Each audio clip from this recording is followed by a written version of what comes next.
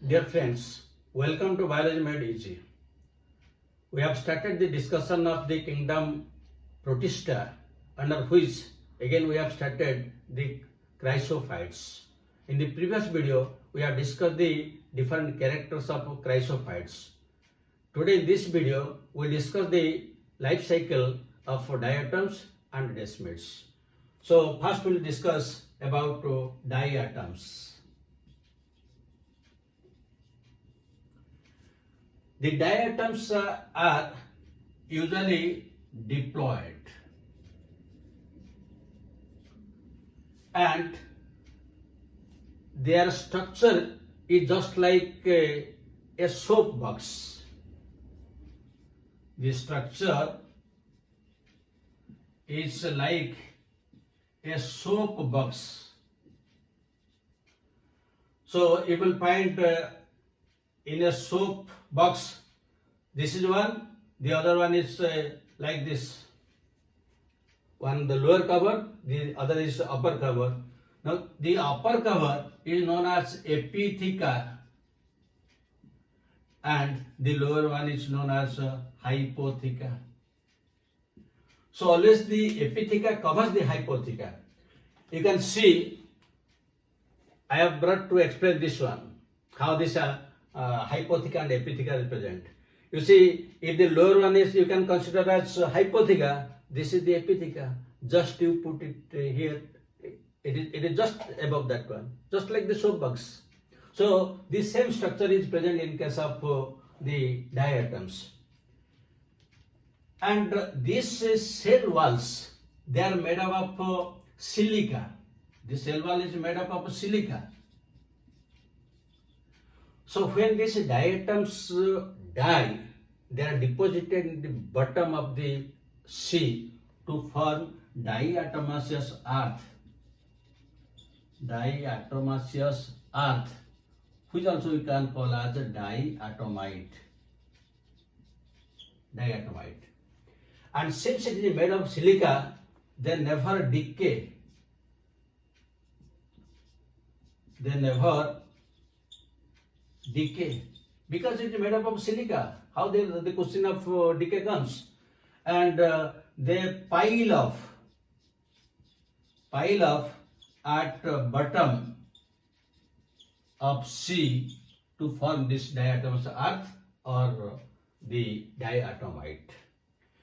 Now, when they already we have discussed in the general character, they are autotrophic and photosynthetic. They are autotrophic and photosynthetic. And they are usually yellowish brown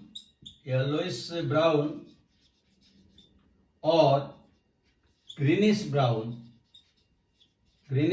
in color. And usually they reproduce mostly by asexual reproduction, though sexual reproduction is present in some cases. So the next point is, it will come to the reproduction. Reproduction is mostly asexual and rarely sexual. And here again you will find that during sexual reproduction, there is formation of one spore known as auxospore. Auxospore. This is very, very important from examination point of view. The auxospore is formed during sexual reproduction, which rejuvenates it, which rejuvenates the cell. That means it again gives a new life to the cell. So how all these things take place, we'll discuss in a diagrammatic form when we'll discuss the life cycle of diatoms. In a diagrammatic form that we'll discuss. So already I have told you that the diatoms are diploid.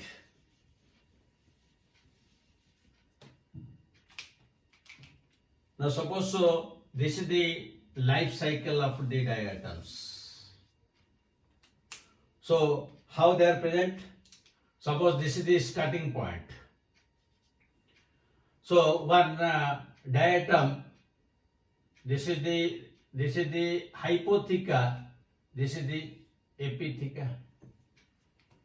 So when asexual reproduction takes place, listen very carefully. It is very interesting as well as important from examination point of view. Now when asexual reproduction will take place, it will divide into two.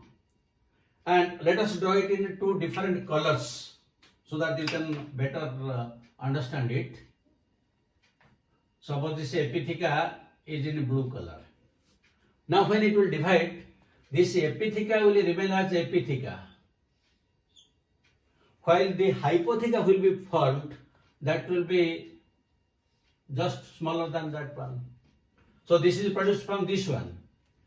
Now from this hypotheca, in a new cell, the hypotheca will be converted to epitheca and the hypotheca will be newly formed.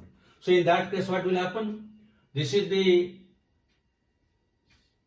here it was hypotheca, but now it will be epitheca. That means the hypotheca will be smaller to it. So now you see, two cells are formed. One is similar in size to the original one, while the other one will be smaller than that one. Because here which one the hypotheca, now that becomes epitheca. So naturally the hypotheca will be smaller to it. So now the size decreases. Now if you go to, suppose this is the first step. Now you go to the second step. In the second step what will happen? Now when this will divide, again you see this epitheca will remain as epitheca and the hypotheca will be smaller to it. That means this size is same to this. But what happens to this? In this case, this is the hypotheca becomes epitheca and the hypotheca will be smaller to it. So now the size reduces. Now you come to this one. In this case, in the first case which was a hypotheca, it acted as epitheca. Now this epitheca will be again epitheca, but newly hypotheca will be formed. But what about this one, the hypotheca? So that hypotheca will remain as hypotheca and the new epitheca is smaller to this. That means in each stage, this is the stage 3. That means in each stage, 50% of the cells that are decreasing in size because the hypotheca is acting as the epitheca. Again, here the hypotheca is smaller. In the next stage, the hypotheca again acts as the epitheca. So when after several generations, ultimately we find that some of the diatoms, their cell will decrease to very small size and it becomes very difficult for their survival. At this time, the environmental condition gives signal, stop your division, because the division takes place by means of mitosis. So stop your division, cell division, otherwise you will be extinct, because if you still divide, you cannot survive. So when this environmental condition gives them the stimulus, the information that don't divide further, then it undergoes sexual reproduction. So suppose at this stage, suppose this is the size of the cell when it cannot further divide. At this stage, they will behave as sexual cells. So some of the cells, they will behave as male cells, some of them will behave as female cells, and the male cells, they will give rise to sperms, and the female ones, they will give rise to egg. These are the sperms and these are the egg. Now at this step, there will be meiosis. Because already I have told you, this is a diploid. So here there will be meiosis. And now they become haploid. And all the divisions, now all these divisions are asexual. asexual and by means of mitosis. Now the next stage, the sperm and egg, they will combine together. That means here you see there is syngamy. Syngamy means there is fusion. And now the zygote is formed. The zygote is formed. This is the zygote. And now it again becomes a 2N. Now once it becomes 2N, the original structure is 2N. So now it returns back. That means this stage is sexual up to this. This is the sexual stage when only will get haploid stages, but here all are diploid. Now this is zygote. The zygote will give rise to one spore. Very important. It will give rise to one spore, and this spore is known as auxospore. Auxospore, and now the auxospore is diploid because the zygote is diploid. Now the auxospore will undergo certain changes within it to give rise to the original diatoms. Sorry. So now it will give rise to the epitheca and hypotheca, and since it is 2N, this is also 2N, now the original one returns back. This is the life cycle of diatoms. It is both asexual and sexual stages are there because it is diploid. So this is the life cycle. Now let us discuss what is the economic importance of these diatoms.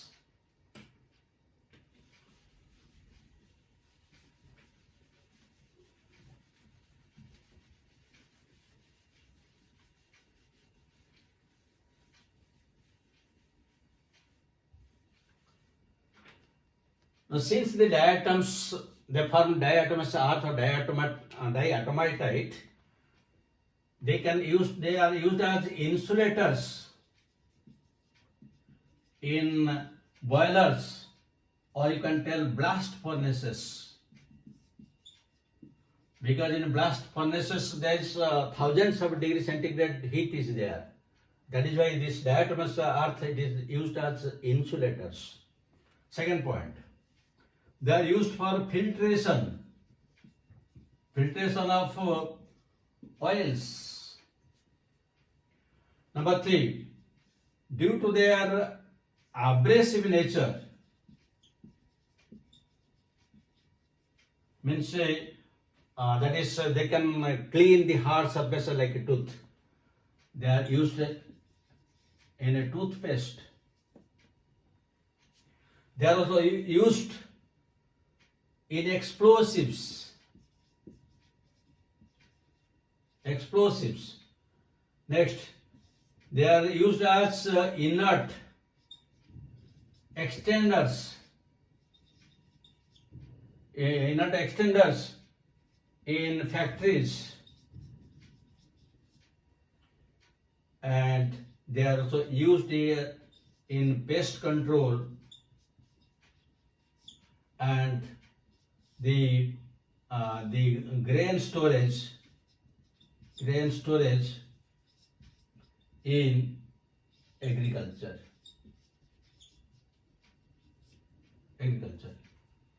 So these are some of the economic importance of diatoms. Now let us discuss the second one, the goldenalgae, the desmids.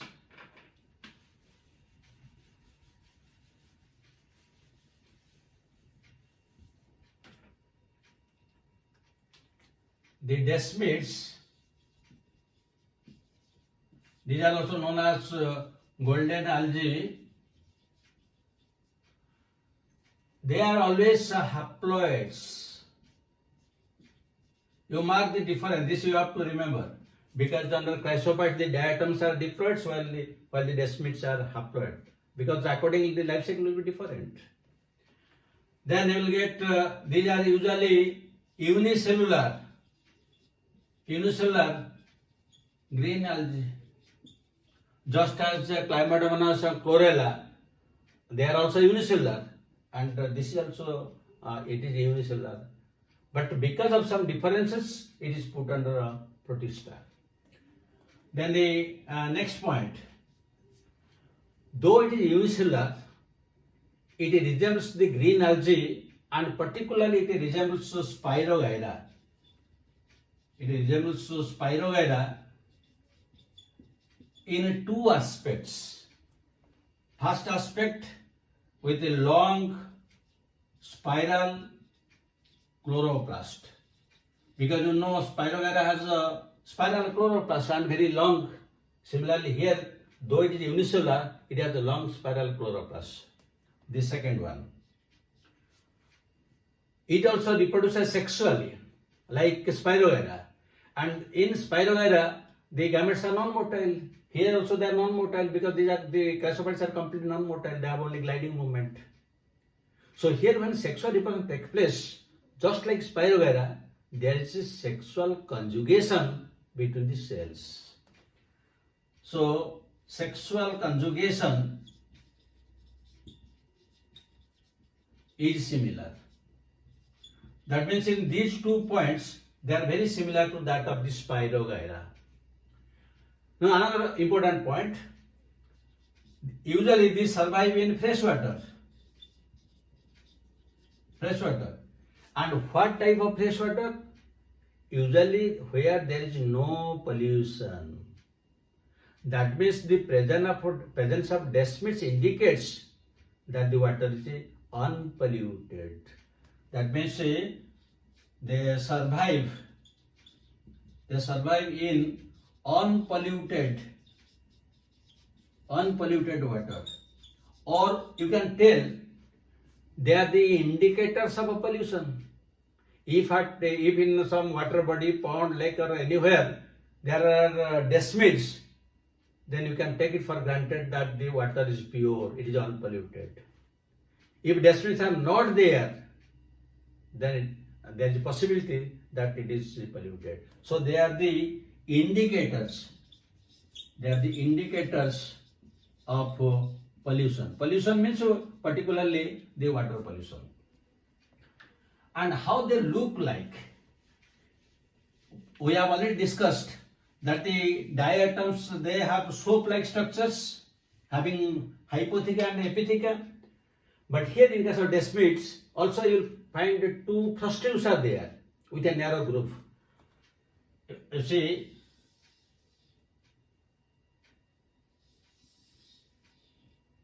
this is. So these are, you can call, this is single cell because already I have told it is unicellular. Then it looks like 2 cells. That means these are known as subcells. This is one subcell, this is one subcell. Together it is known as one cell. And these are very narrow groups. This is the structure of DESMIDS. So we have discussed the structure of diatoms with economic importance, and this is the structure of the DESMIDS, which are indicators of water pollution. With this the chrysophytes is complete, but let us discuss questions.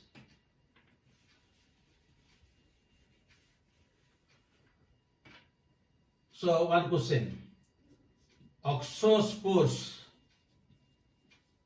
are products of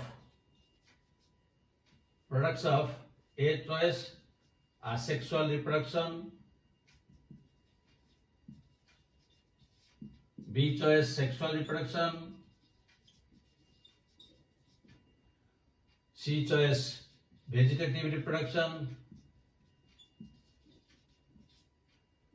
D choice, all of the above. All of the above. Then second question, which chrysophyte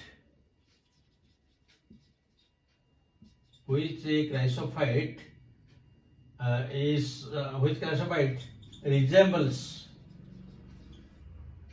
Spirogyra?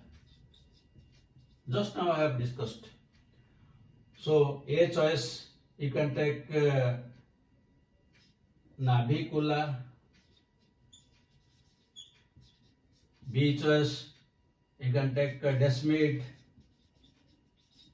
C choice, Melocera.